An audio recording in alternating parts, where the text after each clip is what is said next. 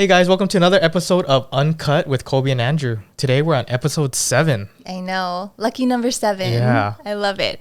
And we want to shout out Pacific Business News. They did a little write-up on their digital and their print publication. So that's really exciting. Yeah, weren't you like 40 under 40 last year as well? Last year. So that was a huge honor. And so they've That's been awesome. just a great partner and been doing some stuff with them and just a place where I get all my Hawaii business news. Same. Yeah, Yeah. it's such a good resource, and especially since they focus in Hawaii, and like our market. Yeah, it's super like informative and inspirational too. Shout out to you guys. Thank Yeah. you.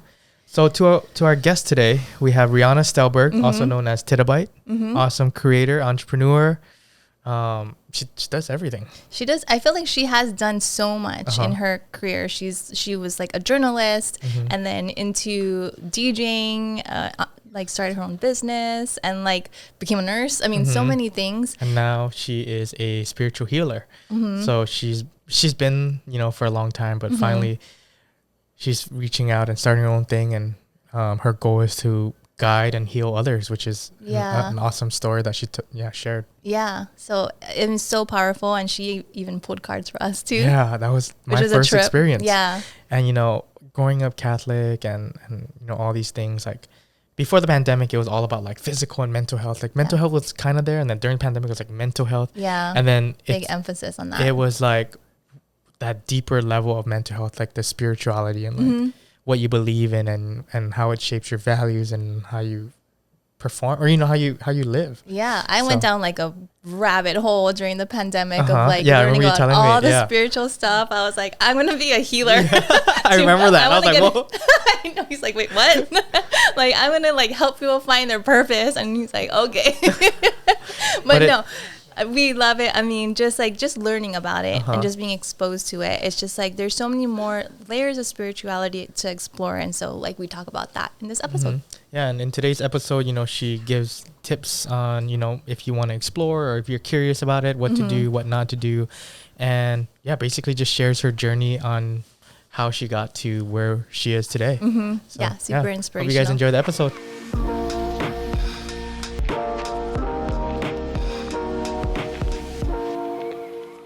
Hey guys, welcome back to Uncut. Today we have RIANA STELLBURG, who is an amazing DJ, creator, entrepreneur, and healer. So we're just want to talk about all the things with you. God, Thank you for joining. so many things. Thank you for putting us into your calendar and being here. Yes, yeah. No, I'm happy to be here. I'm so stoked. I mean, whenever creatives do a podcast together, it's like, of course, you got to listen, right? Especially with giants like you guys. So I'm really honored. I'm wearing the OG McCully About the Good shirt. Oh my gosh. I need one of those. Yeah. They don't exist anymore. No, this is done. That's a done shirt. Yeah. So Megan wears this now to sleep, but I had to wear it today. Oh, I appreciate it. We were watching About the Good videos yesterday, and it was just kind of like reminiscing on like everything we've done. It's crazy. You've done so much getting into your journey. Well, so my first question is, how did you get the name Titabyte? Oh my gosh. So in college, I was working at my college newspaper, and my friends, I was expressing to them that I needed to get a new external hard drive. And at the time, 1 terabyte just came out, came out. And I was like, I think I need to get 1 terabyte. And they're like, terabyte?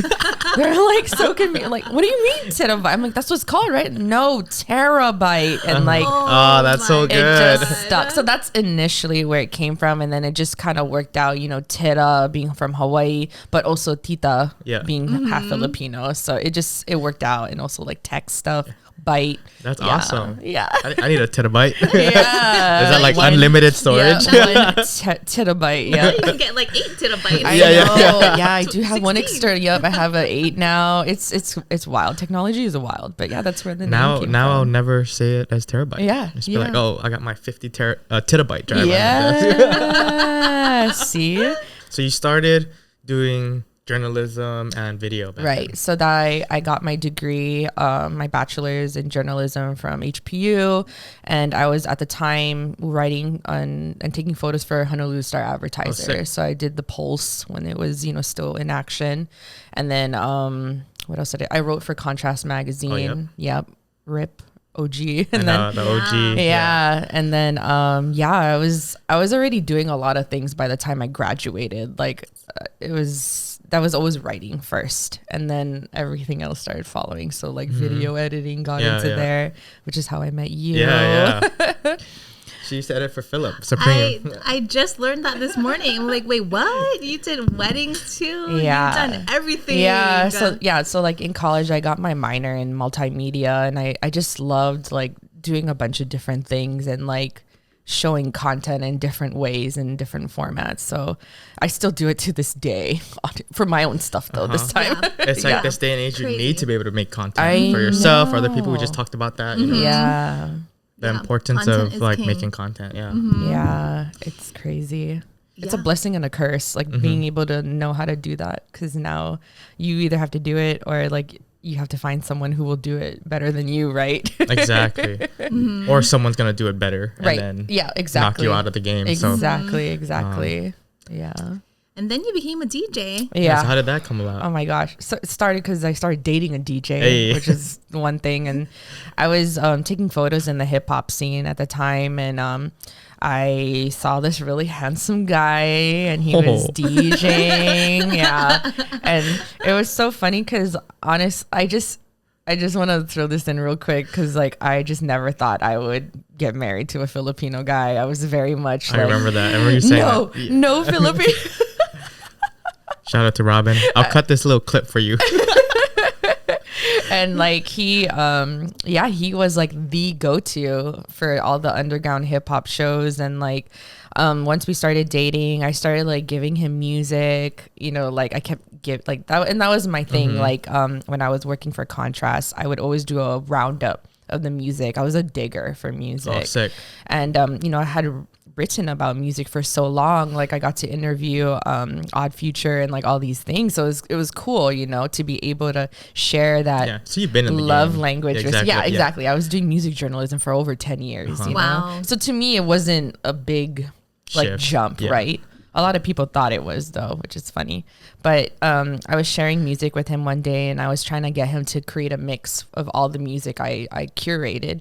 And he was like, why don't you just learn how to DJ? Oh, nice. Yeah. So he taught me the basics, like starting from records, so beat matching. And then he taught me every single format so that I would be ready no matter like what situation I was in. Yeah. Which is a lot of DJs don't have that background, especially young DJs, you know? So yeah, that's, and then it's crazy after that. And then you blew up as a DJ, and then that's like what I think a lot of people would associate me with. Yeah. Right. Yeah. And I had no idea. Like, yeah, I was about to say, like, you probably had no idea. I had no idea. Yeah. Like I feel like I really just stuck with my sound. And like, I was pretty selfish about it. Like, no, like people would request music and be like, no, you know, it depends what it is. Like I always say that, that's my line. And like it was such a selfish and vulnerable, not selfish, but like, sometimes you got to be selfish. Yeah. When you're like building your craft. Because you are it's me. I'm curating it. Right. And like, you're not just like an iPod. Right. Exactly. I'm not a jukebox. I think I was just very adamant about my sound and the integrity I held with it. And it was such a vulnerable space for me, you know, like before then I never would be on a stage alone. Like that would have freaked me out, you know, but DJing brought me there. DJing has brought me to different cities to play in. That's crazy. DJing has connected with me to like different people, you know, and artists and stuff. So it's really uncomfortable, but it has been the most rewarding career. Such a big part of growth though. Yeah. Like being uncomfortable, being out of your comfort zone. So uncomfortable. Like I had anxiety every time before a show, like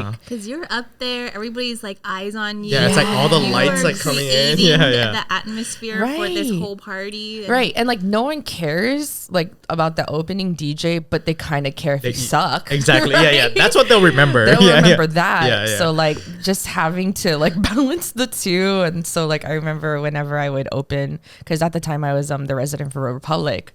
So every time I open up for a show, I'd like go to the bar and be like, give me 4 shots that, because I needed to like calm down. Relax, right.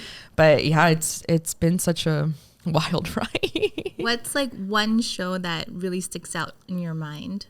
Billie Eilish for Ooh, sure. that was quick. Oh, Yeah. This is before she was Billie Eilish. No, this was the time she came here. Oh, yeah. And we had like that tsunami scare. So like a lot of people thought the show wasn't gonna happen. Oh, yeah, I but then it remember that. happened. So the streets were like dead, you know. Oh, sick. But Got me crazy. it was sold out. It was so crazy. She sold that place out, Republic out. And I think for me, what made me feel like honored to open for her was that she chose me. Oh, so crazy. people, you know, DJs who do want to open, you know, they have to submit it to the artist management. And I don't know, she chose me like, oh, you know, Billie did, but someone chose me on her team. That's like, huge. That was huge for me. Right. And like my stepkids at the time, they were like in the same age group, so they loved Billie Eilish. So I was able to bring them with me. Awesome. And be on the, you know, the stage on the side and like just see their stepmom basically fucking kill it on stage. Hell yeah. Hell yeah. I swear on no, here, yo, so you're good. You're good. Yeah. But that was the most like receptive audience I've ever had in my whole entire DJ career. Like a lot of them were young, but they like were down for whatever musical journey I was taking them on. And just the reaction and the feedback was like, it was so gratifying, you know. And I just remember looking over to my stepkids and like just seeing how proud they were. I'm gonna get emotional. Yeah, but what you know that's amazing. Like, like they won't probably at the time they're probably thinking, oh, that's cool. But like later, probably when they're in their 30s, they're gonna be like, damn, my stepmom did that. So cool, you know. So like, and we got to see it too. And experience it. And I will always remember that show. And she was such a great performer, you know, like she killed it. She was amazing. Yeah. So yeah, that's like the show for sure. Nice. That's crazy. So you talk about like this journey and everything, and it's so cool because, you know, I've known you as a DJ and then as a business owner as well, you know. So you and Robin started a brand, and it's so cool to see your dynamic and your relationship and how you guys bounce ideas and just work with each other and all that. So how does that work? You know, and tell us about the goods. I think when I met Robin, he was selling t-shirts out of his trunk and he was designing them. So every first Friday he would play at Soho in Chinatown, and then he would release a t-shirt along with it from his brand. Cool. Right, which was so dope. And it like struck something in me because I had never dated anyone that was like that, who had like that same work ethic as me, you know. And it was just so cool to kind of like help him. Like I wanted to help him, you know, so I started taking photos. I started helping him design, and I love that flow. And then we would get excited, like talking ideas. That's and awesome. All that thing. Yeah, all of it. And I had never met anyone like him, like that. Not even like a coworker like that, you know. To feel someone's passion like that was crazy. So what ended up happening was like he got offered like a space, and like you know, of course I was down to help him, and like that was like his dream to open up a store, like a clothing store. And he had experienced it like when he was younger, but not his own. So I hopped in on that ride with him, you know, because obviously I was courting him, like for one thing, right? And I wanted to show him I was down, you know what I mean? And I got you, boo. Yeah. And it was, I will just say it was a learning experience, balancing the two, being boyfriend, girlfriend, and then being business partners. And like at the time we weren't married, we weren't engaged or anything. And we had a lot of growing pains, you know, because we were figuring out our relationship too, and like learning each other in the work capacity. And for a long time, like it was hard to find out those boundaries. So we learned a lot through that, you know? Yeah, that's awesome. Yeah. So we still get on those little riffs where we have shooting ideas with each other, which is really exciting. But now it's in the DJing aspect, which is nice, you know? So yeah, he's a guy. He really pushes me and challenges me like in all aspects, you know, which is, that's a good partnership though. Exactly. It's that's what you need. Yeah. It's the foundation that I didn't think I needed, you know. I thought it had to be all separate, but he taught me a lot with that, you know. I know I taught him too, but you know. No, it's such like a balance, and it like, really you know, like is going through like our careers and everything, you feel like things need to be separate, you know, all that stuff. But it's like so nice to have like a supportive partner and be able to bounce ideas back and forth. And they challenge you too. Yeah, that's truly like a life partner at that point. It's like you get me in like in career, in my creativity, in my goals. And like I think the best part, which I never experienced in any of my relationships, was like he understood. Like whenever I had to go get work done, or if I'm sitting at the computer, or like if I have to go DJ, or if I'm out late, like he trusts, and he like knows what it is, you know, which I didn't have that kind of security with anyone, you know. And it's because he's a DJ too, so he understands, you know. True. I love that, seeing couples like you guys, and like hearing about, and like even because a lot of couples, I feel like they go to their 9 to 5, like go their separate ways, and they never get to see each other in their element. And like, you know, if you get to see each other doing the thing that you're passionate about, it's like there's a different level of respect and admiration all of a sudden. Right? Yes, exactly. It's like hype each other up. That's so cool. And like it's so interesting because so I got to DJ the Do Over, which is like a national party, right? So sick. Yeah, that has been my DJ bucket list item for ever since I started playing. And usually the way it works in DJ culture is that you get asked to play. But this time I was like, hell no, I'm gonna ask. Like I'm gonna be asked, because like I don't know how long I'm gonna be DJing for, and like I will beat myself up if I don't just inquire. If you know, wait, what's the worst I can hear? No. Okay, then I'll move on with my life, right? So I asked, and then I got it, you know, and like just seeing Robin the entire time while I was DJing was like the cutest thing. He was behind, and I've never seen, so proud. Yeah, I haven't seen him like that in a really long time, because you know, like I kind of scaled back on DJing. So for me playing, and then he's like in the back of me, like recording my entire set with the biggest grin on his face. And I just kept looking back, you know, like it was a moment that I'll never forget. Oh, so sweet. So you guys closed the shop. Yes. And then you went into nursing. I know. So we will talk about tarot, but tarot cards, I've been reading tarot ever since I was a child.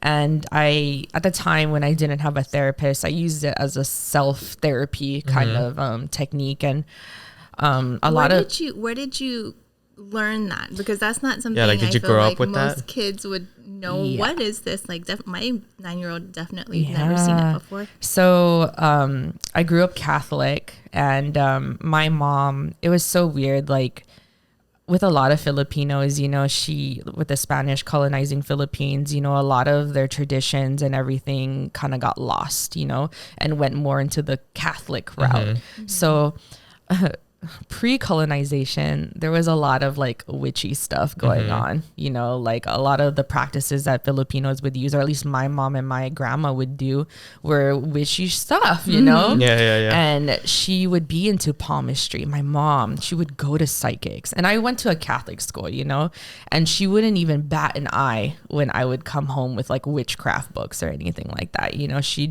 She wouldn't ask anything. She actually asked me to read her palm. Like, here, can you learn this book so that you can read my palm? And I'm like, okay. Like, but I couldn't get into it. And then my cousin, you know, you always have that one cool cousin. Right? That you look up to. You're like, she's so cool. She's like into all the cool things. And I really loved like witch videos and movies. Like that was just always my jam when I was a kid. So when my cousin like brought out tarot cards, I think I was like 8 when that happened. I gotta do that too. And she was like, here, why don't you read for me? And I was like, I don't even know what this is. And I was like, I just saw the pictures on the card, so I just started like flipping cards and like reading them for her. And then she was like shook, you know, because it was real, and I don't know what's going on in her life. She was a teenager at the time, you know, so she wasn't comfortable sharing things. So I that was when it started. And then I started reading for family, friends for a long time. And then it wasn't until I opened up the store, you know, that I started reading for other people who would come in. And in Chinatown, it got so intense that people wouldn't even come in for the clothes anymore to buy clothes. They came in to get readings from me. Yeah. So first Friday I started doing tarot card readings, you know. So back to why I closed the store. I pulled tarot. I did tarot for myself, and the same card kept coming up on different occasions. And when that happens, that means that you didn't address it or it didn't happen yet. Oh, that's crazy. So I had the Tower card, and the Tower represents destruction and just the falling of something. And I could feel it within me, but I wasn't sure what. I knew I was burnt out from the store because at that point I was there every single day. My relationship, like it was so tense because, again, that navigating between girlfriend, boyfriend, and business partner was hard. And I was looking for that commitment. Like, are we getting married, bro, or what? You know, you gonna lock this down or what? I'm in the shop with you. Like, I'm on the lease. What's going on? You know, so there's a lot of that. And I could feel that within me. And I just started getting resentful for the store being there, you know, because I felt so limited. And that's my thing. Like, if I feel like held down, then I don't like it, you know. So the Tower came up. I'm like, oh my God, don't tell me. I have a feeling I know what this is. And then the third time it came up, I'm like, fuck, I have to close the store. I have to close the store. So you kind of knew, when you saw already. it. Yeah, you kind of like knew. I knew. Because it, you know, the card, it looks crazy. It's like a structure, like a tower, and it's falling apart and people are jumping off of it. Oh, it's really, and it's on fire. It's so intense. And the only place that I felt like that in my life was at the store, you know, and like, I felt like chapter closing, but again, it was hard because my relationship was really tied into that chapter. So it's like, is my relationship going to end if our business ends? You know? So how was that? Like, you know, how did Robin take it? Oh man, it was so crazy. Like at the time, like we were still waiting for like our collection to drop, like the timing. Yeah, I remember that. I was just like, oh, it's kind of out of nowhere. Yeah, we were waiting for such a long time, and I saw it as an out. And the building was owned by a mainland company, and they were giving us a hard time. You know, rent was so expensive over there. It just wasn't working out like financially, right? So I told him, I was like, look, we need to close the store. And his kids were moving back too. So lots of changes. I'm like, we cannot keep this. You know, like this is not supporting us anymore. You know, it's not fun for me anymore, right? Yeah. And I expressed to him like this was a non-negotiable for me. And I think at that point I accepted that my relationship might end, you know, and I was just like, this is better than like being like this, you know? So he understood, he heard me. He didn't give me any like anger or anything like that, because I know this was his dream. So that's what was hard. And I think he knew, and it was hard. He took a while to kind of like, every time we'd pass the street and see the store, he'd feel like he didn't get to do that. He didn't get to live out that chapter. I did, right. You know, because I was there, because he was working at Kaiser full time still. So he didn't get to live out that chapter, and he still wants to open up a store. And I told him, and I'm like, yeah, go ahead. I just won't be involved. Yeah. And that's good, you know, like you've experienced it. We've experienced it. We tried it. We were great at it, you know, and it was good. Well, it was good. And then I'm good. I learned what I learned from it. But that was from a tarot card reading. That's crazy. Yeah. And if I didn't do that, I mean, we wouldn't be married right now. You know what I mean? Like, I had to do it. Yeah.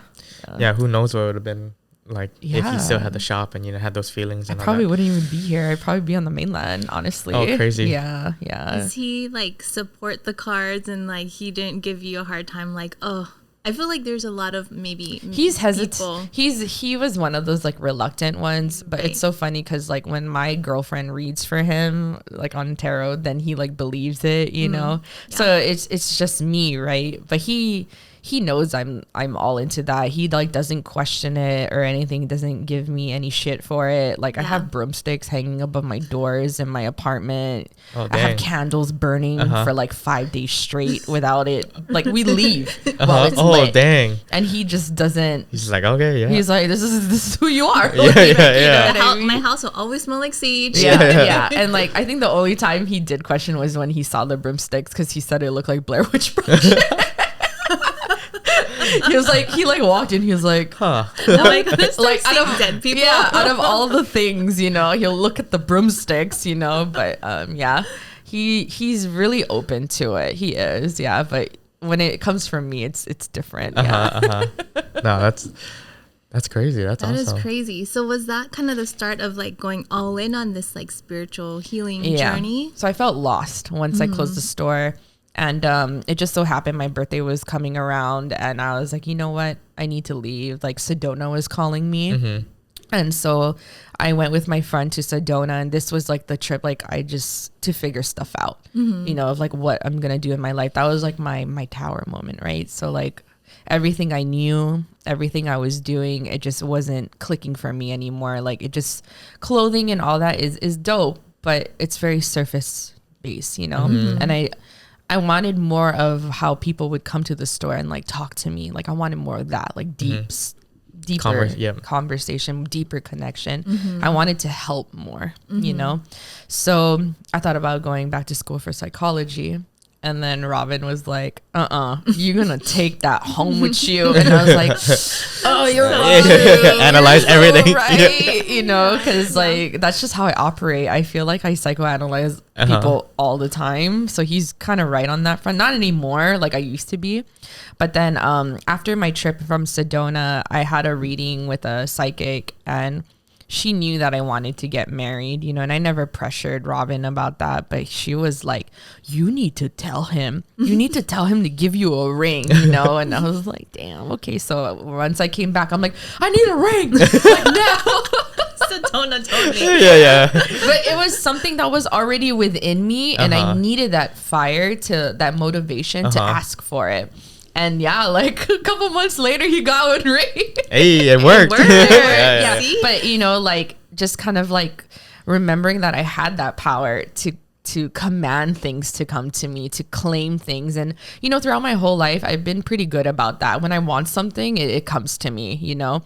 But now it's getting to the point of like, no, it's mine already, right? Like that. So wanted to go school for psychology, got turned down from Robin. You know, he was like, no, you're gonna bring it home like a year or so, right? And then a friend of mine, she told me that she was surprised that I wasn't looking into nursing. And nursing is something that I have shunned out of my life ever since I was out of the womb. I have told my mom no Every billion Filipino times. mom is like, yes, you need to get into nursing. And it was hard because like my mom, you know, she was a nursing home administrator for over 40 patients. So I grew up with that, you know, the classic Filipino story, you know, every time I come home from school, it wasn't even going home. It was going to the nursing home. And it was so traumatizing for me. You know, it really was as a child. Long-term care facility is just, no matter how good the intentions are, it's just pretty tough. Brutal. It's really tough and challenging. So I said no all the time. And I even got a scholarship, like a full ride scholarship, just to be like, nope, mom, nope. You know? So she would have nothing hanging over me. You know? It's like, I did it, but I'm not gonna go. And then when my friend brought that up to me about me becoming a nurse, because I had like taken care of her before, like I don't know, the caring, the nurturing nature is what she saw, and I just didn't think about that. And I was like, oh. So I looked it up. I looked at what programs I could apply to or whatever, and I saw that the UH had a GEPIN program for accelerated. So because I have my bachelor's already, so you can get your doctorates in nursing practice. Oh wow! As like for me being a bachelor in journalism, and. Yeah, I worked at a long-term care facility. I had another tower moment at the dark night of the soul. That's what they call it in spirituality, the dark night of the soul. And I was depressed. It was really hard. I was crying at work every day. You know, I've been through so much stuff in my life, but nothing prepares you for caring for people like that, you know, and working with at that stage of their lives. Those are angels, I swear. Right, and like just working with other people who don't really care, you know, like they're just there for the money, you know. And that was really hard for me because a lot of them were tainted. They've been in the, you know, nursing for years, right? But here I am coming in bushy-tailed, bright-eyed, right? And like, this is not what it is. You guys don't really care, you know, like that was really like a really hard pill to swallow. So I dreaded going to work every day, and like I lost so much weight, and I remember working night shift and I felt crazy every time I did like a night shift round, like not being home with like my family and like sleeping in the same bed. Like I really had no idea like what the fuck I was signing up for. And I'm kind of glad that I went through it so that I knew, right? Yeah, for sure. Yeah. And then I got into, you know, I had a migraine after a night shift, and I was taking a shower. I laid down, you know, to relax. And then I saw that, you know, I had lights coming out of my hands, or like glowing lights. And that was so weird. I was like, what's happening? I was like, oh, I must be delirious because I'm like so freaking sleepy. So I just laid down, and then I saw like this red throbbing light come from the front of my forehead because I had a migraine. I was like, what if I put this cold light on my forehead? Will it help cool it down? So I did that. And then like next thing you know, 30 minutes passed, and then the headache went away. And I think I had fallen asleep because I was playing like crystal sound bath music, trying to like get myself to calm down, you know? And I saw like and I had no idea about chakras. I was like, I had no idea. And I saw all of it lit within me. Oh, crazy. And I was like, what's happening? But whatever, I'm just going to do it. And then I fell asleep. The next day I hit up my teacher who did energy healing and Reiki. And I was like, what the fuck happened to me? And she was like, you just did Reiki on yourself. Wow. And I was like, whoa. What? You know, and I had Reiki done once before on me. And I was going to my teacher for hypnotherapy for a long time. So it wasn't like my first exposure to it. But you probably you didn't I didn't know when you did it. Yeah, I didn't know like the concept of it, like what it was. I didn't even know what the process was. And then to be able to just intuitively do it on my own was crazy, you know? And that's when I started getting my certification and just started kind of like learning these things for self, you know, like what will help me create better boundaries, what will help me be more like high energy and like protecting myself and my everything, you know. So I learned it for self. And yeah, I mean, I'm going to fast forward because this is a long freaking story because I could talk forever about it. But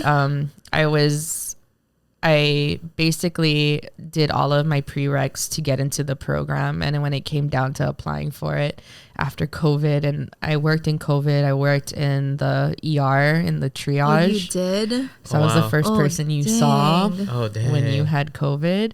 And I felt that tower. Like everything was all good, you know. Before COVID, I was on the path of like, okay, doing nursing, gonna go into nursing. Then COVID hit. And losing my department like just was dismantled, and then I like started floating everywhere, and like everything was unknown, everyone was trying to figure it out, and then being floated down to ER triage. I was just a CNA, I was a certified nurse aide. I wasn't even a nurse, and I was going into triage already. That's crazy. Yeah, right. They put you right into the front line. Yes. And then taking care for COVID people, you know, like that's what steered me away. And I was like, you know what, this is all very band-aid solutions, and what I want deeper, like deeper healing things, you know. And like during my time at the hospital, I was doing breath work with patients. I was calming them down. I was doing Reiki on them too, you know. And like just the calmness they would get just from that, you know, it made me realize like this is the work I want to do. So when it came to submitting my application, I'm like, nah, I'm good. Like, and I told Robin, this was like in November 2019, I was like, I'm gonna quit the hospital. And of course he freaked the fuck out, you know? Like, what's going on? You're like, what? Because he knows me. He knows if I am decided about something, I will do it. So every day he'd come home from work, did you quit? Like afraid, you know, because just during the pandemic, you know, we weren't DJing, you know, so that like we didn't have that kind of income, you know, but there was just something in me that was like, no, I need to get fuck out, you know. And at the time I was doing Reiki already for people online and building my client base and all the things, so that's the work I wanted to do. So yeah, fast forward, I'm here now, I'm doing this full time, and then DJing just got like a weird revival, which was cool. That's cool to see. But I like it because it's two ends of the spectrum. Like I go from something really public, which is DJing and very socially draining, but then I go to something private, like my energy healing, my tarot, and that's like between me and my client. So intimate, yeah, super intimate. Yeah, so it's right now I'm kind of going with the flow. I'm liking the flow. That's awesome. Yeah. It's so cool to see like, you know, all the different things you're involved in to get you to this point, you know, and like,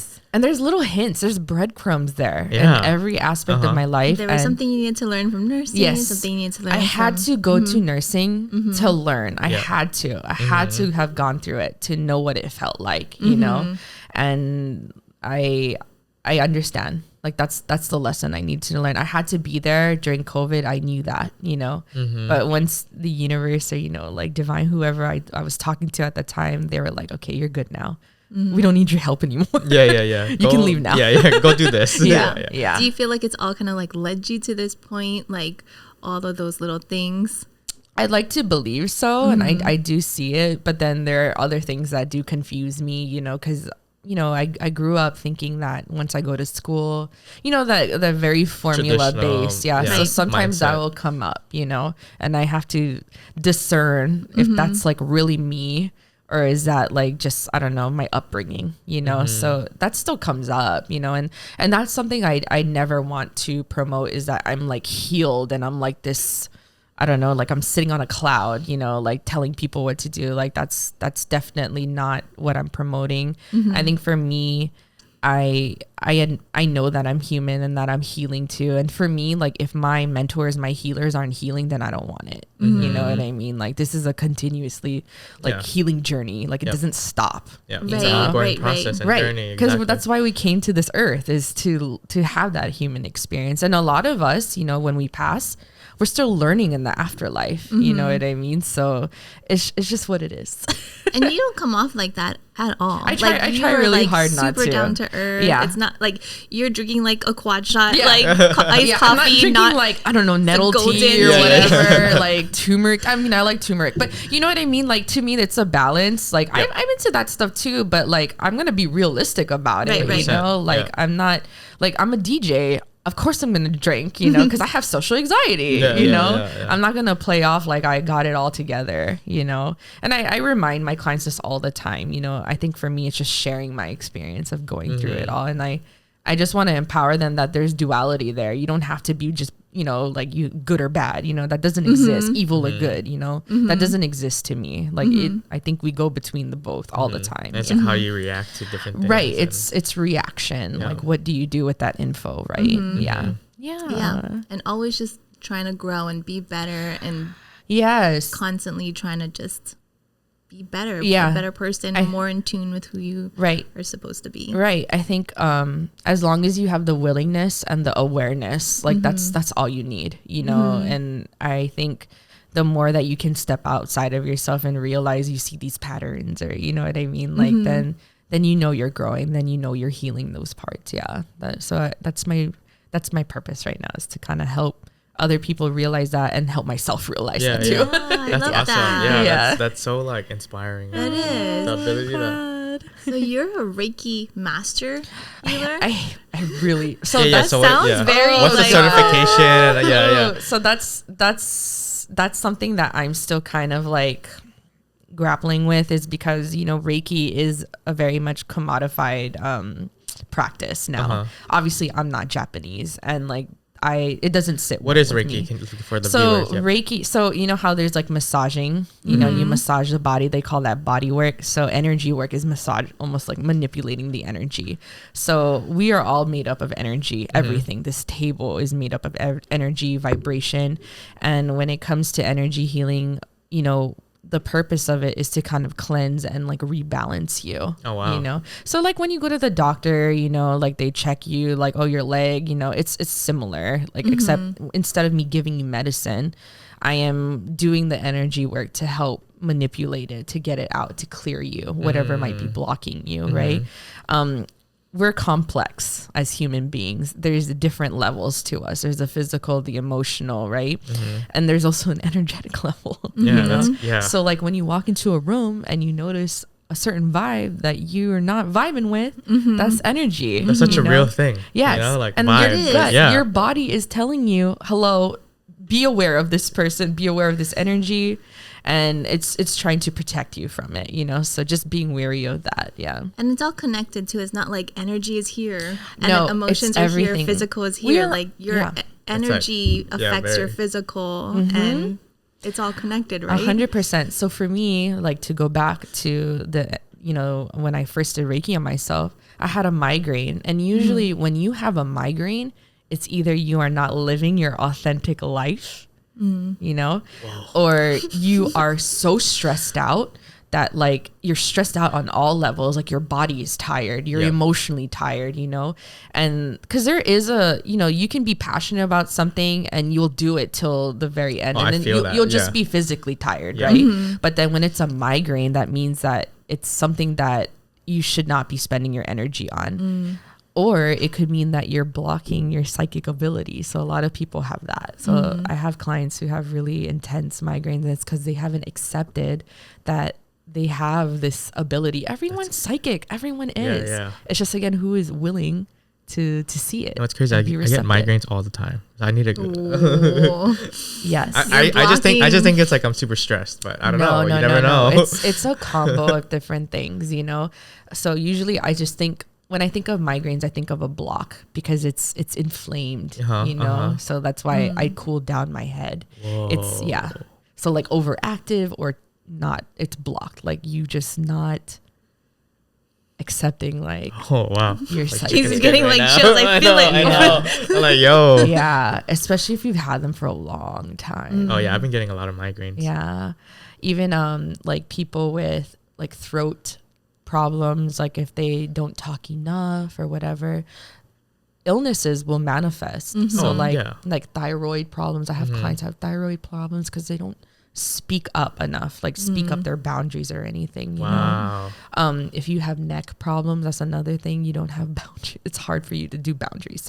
I'm saying this because it's me. I also have neck problems, So like when friend is me. when I'm over giving of my time and energy, my neck will start to hurt, my shoulders will start to hurt, and then I'll start to do this. Yes. Oh, I feel that. Yeah, so everyone's like straight back, like, and I just cracked my back just now. But when your back feels heavy, it's because things are happening on multiple levels. It's not just a physical thing, you know? So like, if there's a particular area, like your right side is more sore than your left, we divide it by masculine, feminine. So this is the masculine side. So you're doing too much action things, too much analyzing. You need to be more in like the flow, the feminine flow. Yeah. So there's a lot. That's crazy. It's a lot. Yeah. And like, so people will come to me and they don't even have to say anything, and I already know. That's crazy. And even just being able to say it does take a lot of courage to say it out loud to someone, especially someone you don't know. And I'm realizing that now as I'm getting older, is like a lot of people are still very afraid to say it, Oh yeah, 100%. Yeah. But yeah, so Reiki master, back to that, sorry. I'm really uncomfortable with calling myself a master because it's just, it has so much different connotations with that. So I do like to call myself a Reiki teacher. And like when all of my services talks about energy healing, it's more general, for me, because I don't just do Reiki. If anything, I don't do Reiki at all. I do more of my ancestral and my intuitive healing. And that's stuff I've learned since I was a kid from like my family and my grandma, or like, your body will tell me what it needs, or your ancestors will tell me what it needs, Yeah. Do you see, are you, I don't know what the like voyant, like clairvoyant or whatever, but like because you can see guides, spiritual guides? So for me, I can't see. I'm more of a clairvoyant, so I feel them, or I just know, but I'm also clairaudient. That's why I'm a DJ. So hearing things. So there's like 5 clairs. There's clairaudient. That's the psychic ability of hearing. So I hear things that no one else does, And then I should have known that from the beginning. Yeah. It's like music and everything. Always. All DJs are the good ones anyway. Yeah. They're clairaudient, right? So people will speak to me. I'll hear, messages or whatever. And then knowing it just comes up in my head, What else is there? There's also clairgustination, which is like psychic ability of taste. So I have that too. Yeah. So it's almost like when some people can smell like something that reminds them of. So, but then like you have memory, the taste. Yeah. So like memory. Yeah. So like I don't know, maybe for you. Okay. Did your grandma wear like a perfume or anything like that, or there was a particular smell about her? Yeah. Okay. Do you sometimes smell it? I still? do. Yep. Yeah, right so, there. Yeah. I just got So, that's yeah. her visiting you. Yeah. I feel that. Yeah, because like my grandma would come in and she'd smell like white flower and flowers, and I'd be like, "Hi, grandma. Hi, Nana." You know. Yeah. Oh, yeah. So that's psychic ability of smell. Yeah. Yeah. Yeah. She visits me all the time. Yeah, she does. Yeah, I dream of her all the time. Because she's visiting you, you know, You and guys are so close. And that's what it is, you know. Like I'm sure you were the last family member she visited too in your dreams. Yep. Yeah. We have like this group chat that we always talk about, and like, she visits often. Yeah. So it's You weren't the last grandchild though, yeah. Like the youngest? Yeah, because your sisters, they were the youngest. But you were still the closest. You had most of her. Yeah, I lived with her. Her lifetime. Yeah, so it's like, you know, when my parents were working, she raised me, and then. Same with me. My grandma's the same. So we had like a really tight connection. Yeah, like a soul connection. Yeah, like they have. That's your matriarch. You know what I mean? Like that's who you talk to every time when you pray to someone, or you know, when you need guidance, right? Yeah, same. So for me, like. I'm attracted to people who have had grandmas as like their main like parenting source, basically. Because I had my mom's mom was that. Yeah, my main. I was with her more than my mom probably. Yeah, same here. You know, and like. I just got chicken skin right now because they can hear us. Yeah. But you know, like it's just, you know, a lot of people like they pray to God or they talk to God, or like when I do energy healing, I'm speaking to like universe too, but what helps me connect more is my like my ancestors, because I know them. I know their faces. I know them. And even the ones I haven't met, I can feel their love, you know? And so like when I do client sessions, I always call in their healed ancestors, because we don't want the ones that are still healing. We want the ones who have already gone through the path, right? Yeah. And it just, to me, it's way more tangible that way, you know? And like, if you don't believe in God, if you don't believe in divine, you believe in your family. You know what I mean? Yeah. So that's who I work with the most. I do a lot of like ancestral work. Yeah. Crazy, right? I need to schedule an appointment. I need to figure all this out. Yeah. And like, it's just to be able to kind of hold the space for people and create that safe container where you can kind of like unravel and unfold, like that's my jam, you know.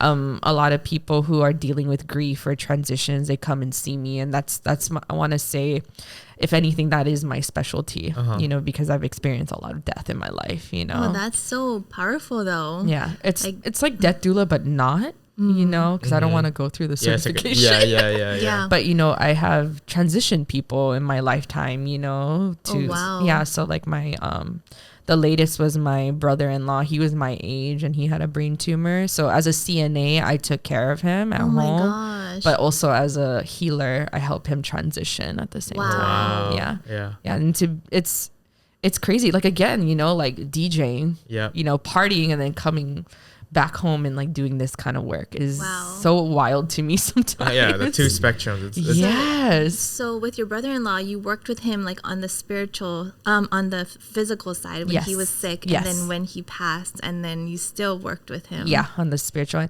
I already knew he was kind of going, and that's the hard part, facilitating that for your family.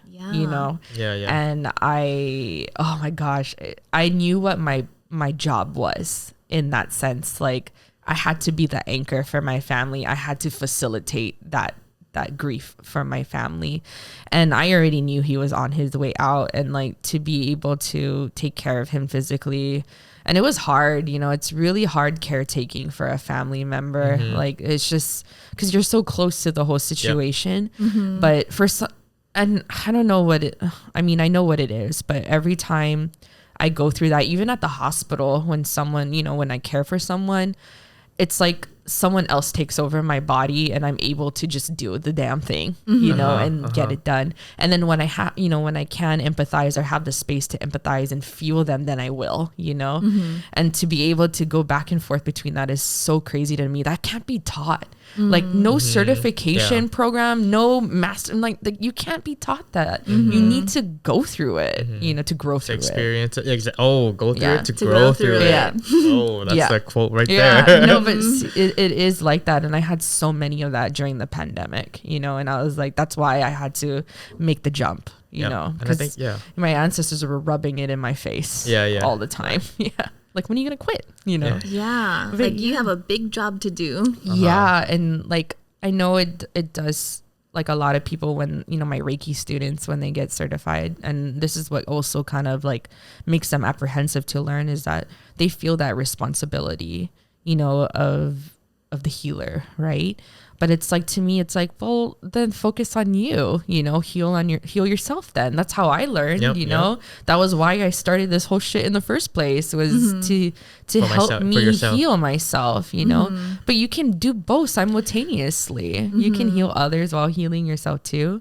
But at the same time, it's not your job to heal anyone, you know. At the end of the day, they have to heal themselves. You can't heal them. And that's what I tell my clients too when I do sessions with them. Like, I'm not the one healing you. I'm just like turning on the light switch in you to be like, hey, heal yourself, you know. I'm just facilitating them and guiding them, you know. That's why I don't like the words coach or Reiki master, because I don't feel like that. I like to compare myself to Gandalf, you know. Gandalf. So I'm like Gandalf. Exactly, Gandalf the white and Gandalf the gray. Ah, that's awesome. Yeah. Kind of like, so guiding the way, leading, facilitating. Yes. I think it's important to hold the space and create that space, because a lot of people, they don't know how to do that on their own. Like, a lot of people don't cry, you know what I mean? And like, for me, that's what my space is for, is like for you to unravel and do that, you know. I do breath work, and it's really, really freaking intense, you know, and the whole point of it is to release, you know, whatever you're holding up inside. And you can't do that at home. You can't do that at home. There's just too many distractions, like too many, you know, people wanting you, you know, like their attention and stuff. So like, for people to come into my space and then I get to do that for them is just such a huge honor for me every time I do it. Yeah. And I think, like, for me, or like, you know, for a lot of people, I think, you know, like, they don't realize like that deeper level of, what is it, like health, or like, you know, like figuring yourself out, because it's like mental health, physical, and then like, even like, especially now, like, you know, how people are realizing more like mental health and all that. So it's important. So crazy to see like the spiritual side of it too. Like, you know, like, I grew up Catholic as well, so, you know, like, all these different things, like, you know, they, you know the feeling and whatnot, and you too, right? So it's just like, now it's like, just recently too, like through the pandemic and everything, I started looking into like my mental health and like my spirituality, and like, what do I believe in, and like my values and stuff. And it's like, it's so crazy. And so I'm sure there's so many people out there, you know, like, they need that, and like, they need it. They don't know where to start. Even for me, like, I don't even think I'm in, like, I've never got read or anything, you know. So it's like, I'm not even in it or anything yet, but it's like, I think like now, after talking to you, like, I want to take that next step and like figure it out. I feel like that has been, even going down this like spiritual journey, it's been more and more of that, like, oh, I am this, like, just discovering that I was always this, and just like never just realizing like blocking it or something, right? And that's something I always like to tell everyone, is like, you know, you're not healing to like elevate or like ascend or like become your higher self. No, you're healing so you come back home to yourself, because like you said, it's already been within you this whole time. It's just, you have to clear the way to come back home. Right. So I always say that. Right. It's interesting going through it as a mom too, and having like babies, because the identity, I swear my babies came out with a fully like their own personality, their own purpose, their own little things. And then as they're getting older, I see them like getting insecure about things and like piling on these things. And I was like, when you're a baby, you were just like yourself, right? And you were your most authentic self, right? And then it's, once you realize that, then like peeling back all those layers that were put on you, right? Oh, that's crazy, right? And then like when you're an adult now, it's like, cool, like, who is your authentic self with all of these distractions and influences around you now? Like, what's your home look like now, you know? And I understand, like, my stepdaughter is very much in that figuring out herself, the identity. And we have to remember that we sometimes hold ourselves too much to these identity roles, you know, and like, I recently, like this year only, I finally embraced that I am all of these different things, you know, and I can't be boxed in. So like on my Instagram, you'll see me with the Solange Knowles quote, I can't be a single expression of myself, because it's fucking true. It's true. I can't. I can't just put DJ, healer, breathwork facilitator, you know, like in my bio. I can't. I don't have enough space, you know, because like the Solange song is, it said there's just too many bridges, too many, you know, I'm limitless. You know, and that's what being a human is about, you know. I love that. Yeah, and a lot of wellness people don't push that. You know, they don't. They're still very much tied to these roles or these identities, which is cool. That works for them. But for me, that's not what I want to push. You know, I don't want to push that. I don't want to push that ideal, like what I was saying. But Oh, that's awesome. Yeah. Oh, I love that. Yeah, I know. I feel like I could talk forever about like spiritual stuff. Could too. So Kolby was telling me too, like just like last year, you know, she was like deep diving into, you know, like these podcasts or like these things about spirituality. And then I remember seeing you like going into all that too. And I'm just like, whoa, like it's so crazy. Cause like, you know, you grow up Catholic and you're like, oh, I believe in this. This is religion, blah, blah, blah. But that's it's like, how I grew up too. Yeah, but it's like Christian. You can be spiritual, but you don't have to be religious. Like, we were just literally saying that. I think for me, ever since I was young, you know, I was agnostic in high school, and I had a lot of like my classmates try to like convert me or whatever. And agnosticism is basically like believing that there is something, but you know, like at the end of the day, I control my life, right? And you know, I've grown past that. I don't even have a religion at this point, but I'm hella spiritual though, you know?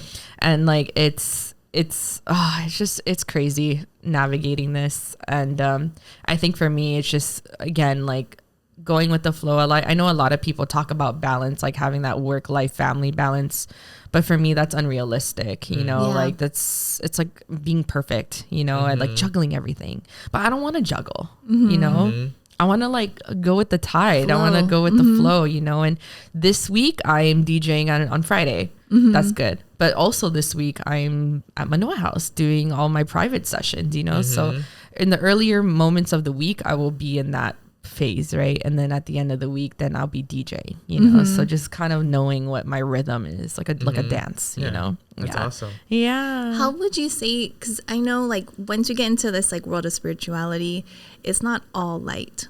So how do you navigate, and like what would you tell people to like, you know, get into, like, be curious and ask the questions and like go down this road of spirituality, but how to kind of protect themselves from the dark side of it. So again, like I want to take away that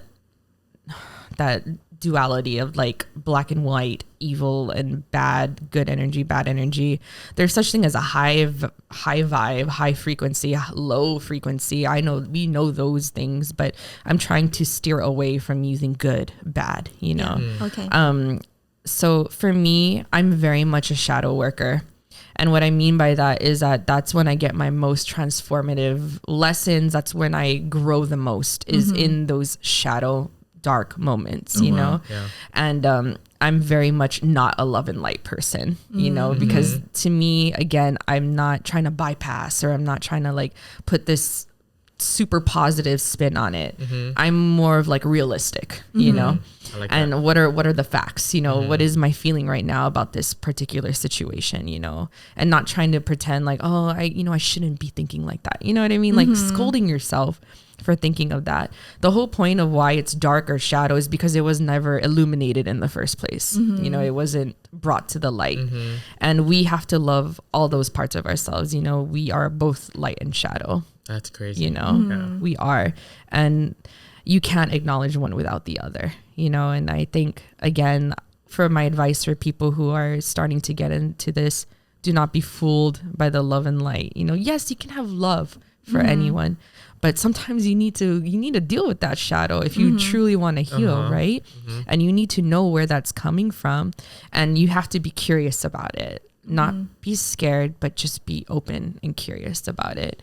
And if you need help, guidance, there's so many people like everywhere facilitating that. And again, pay attention to like your gut, your intuition, and see if that person is the high vibe for you, the low vibe for you. So I mean, that's my advice, is just kind of like yeah, you can't acknowledge one without the other. I love that. I love that. Because even like us growing up in the church or whatever, it's like God and Satan. Yeah. Stay away from, Don't do horoscope this. because that is of the devil. Right. And it's so crazy because like when this is the one time I freaked out my mom. I borrowed the book of Satanism, in high school. So that was the time I did freak her out, but I was just curious. I was like, what is this religion about then, And when I read it, it was just basically humans acting like humans without not even caring about rules, and that to me just even proves like some people that's what they vibe with, like to them that's right, and who am I to like scold them or judge them? And that's wrong, even though in my heart I know it's for me it feels wrong, but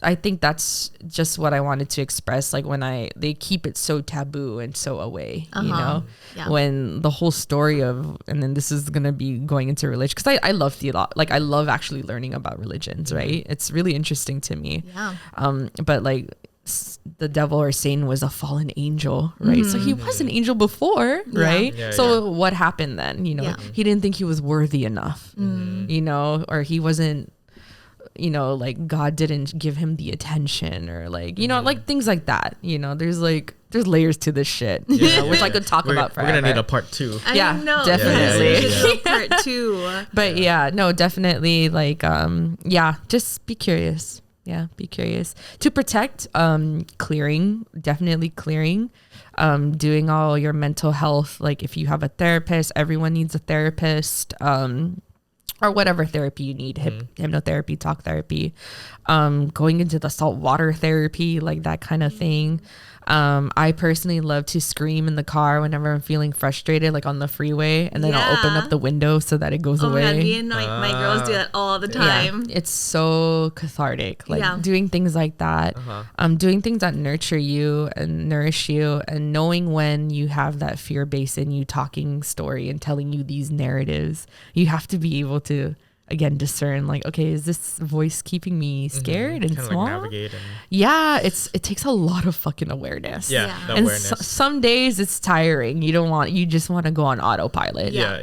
But this is the test to keep you present, right? But that's my advice for that. Deep. I love that. Thank you for spending your time with us. Thank you so much. You're such We're definitely gonna have a part 2. I know a lot of people are curious. And they want to explore it more. So I would love to. I love talking, so it works out. Us too. I think that's why we started this, right? And I love that. Like I really commend you guys, for really like just going for it and just starting a podcast is really difficult. Like for us, especially behind the camera, it's very much out of our comfort zone. Being like in the spot, and like hearing the lights and camera, we're and like, then everyone's the hearing you, and hearing what you have to say, like that takes a lot of courage. So commend yourself for that. I think the biggest thing for us is like we talk to we've known each other for so long. And like we talk to so many people. We have so many friends, and it's just like we just wanted an outlet, pretty much, to just kind of talk story and share and like inspire and just create like celebrate curiosity. What's happening. Celebrate what's happening in our friends' lives. And I then love like that. It's like such inspiring stories. And we don't even know like who it's reaching, but then from what we've been hearing so far, it's like being received like so great. I don't know any podcast that's like this, so just keep doing your thing. That's just same with us, right? We're being present and just going with the flow and see where it takes us. Exactly. But thanks again for having us. Be sure to check her out, RIANASTELLBURG.com, and her socials. And don't forget to subscribe, comment, comment. Uncut Hawaii. Let us know who else you want on this and what you thought of the episode. Yay. Yay. Like, yay. Thank you. Thank you.